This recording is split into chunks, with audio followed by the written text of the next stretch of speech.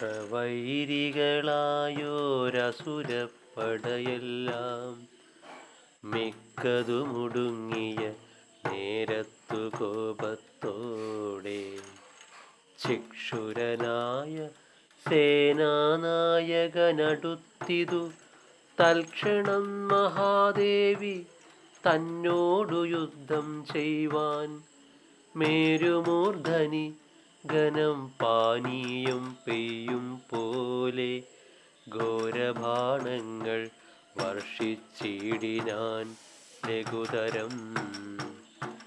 ശീതാംശൂദയെ സിന്ധുതരംഗങ്ങളെയെല്ലാം മേതുരമായ മട്ടിൽ തടുത്തു നിർത്തും വണ്ണം ദേവിയുമവയെല്ലാം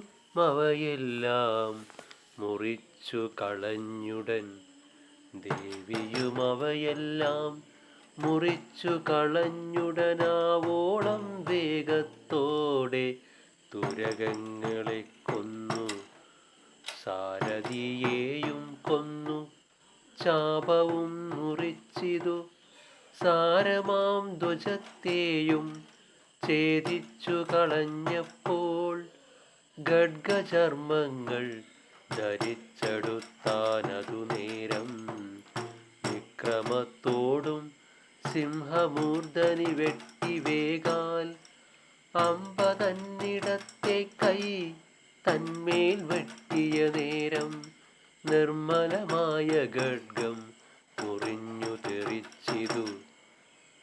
ശൂലത്തെ പ്രയോഗിച്ചാൻ ഭദ്രകാളിയും നിജശൂലത്താൽ നുറുക്കിടിനാനതിനെയും. ശൂലത്താൽ നുറുക്കിടിനാനതിനെയും. ശൂലത്തെ പ്രയോഗിച്ചാൻ ഭദ്രകാളിയും നിജശൂലത്താൽ നുറുക്കിടിനാനതിനെയും.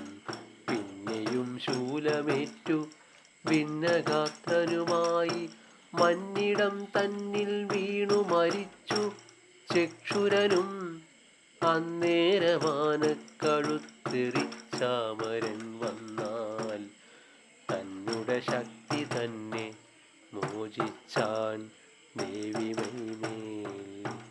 ഹുങ്കാരം കൊണ്ടു ശക്തി ഭൂമിയിൽ പതിപ്പിച്ച സങ്കടത്തോടും ശൂലം കൊണ്ടു ചാട്ടിനാനപ്പോൾ ബാണങ്ങളാൽ ഇതു ഛേദിച്ചു മാദേവി കാണായിതപ്പോൾ ഗജപുങ്കവകുന്ദാന്തരേ.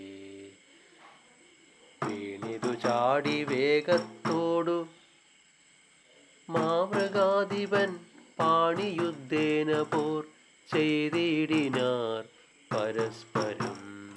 ഓം ശ്രീ ഗുരുഭ്യോ